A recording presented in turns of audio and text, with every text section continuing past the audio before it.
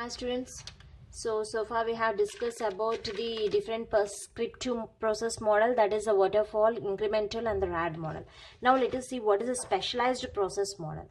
That specialized, when we can say it is a specialized process model. So if you follow these points, whatever I am saying, then you can say it is a specialized process model. The points that you have, that specialized process model consists of: the project that should be, it's a components based development. The project that you are going to be implemented, the process that we are using, it should be a component based development. Means the process to apply when reuse is development objective. The process to apply when reuse is a development object. So whenever we are want to reuse the development project, so that process require a component based development. If it is a component based development, means that is one of the specialized process model. So then there the process is to apply when reuse is a development object. And next, formal methods. So in the specialized process model, they'll use the formal methods like emphasis, emphasizes, the mathematical specification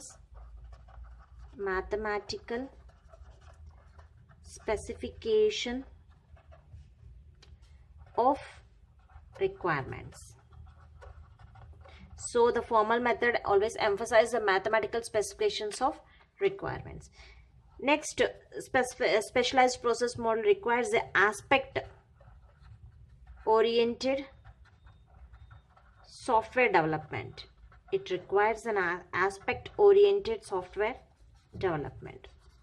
So what is aspect oriented software development? It provides a process and methodological approach.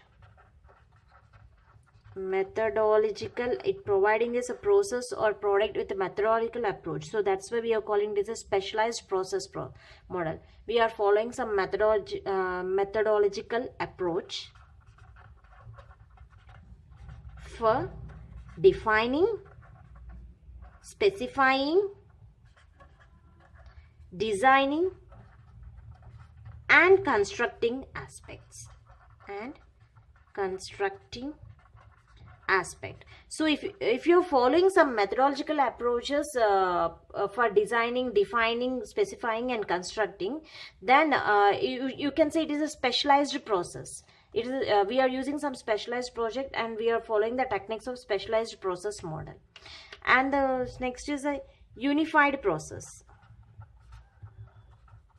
Unified process means it's completely a diagrammatical representation. Here we are following some UML approaches, unified modeling language we are using here. So in the unified modeling languages, we are using representing the product or a process in some use case diagrams, use case driven, architecture centric, iterative and incremental model. Everything will be defined by using some unified modeling languages, so that we can the developer can understand what exactly the user wants to get the output, means what the user wants from the developer. So that can be, everything will be represented by using unified modeling language in the specialized process model. Thank you.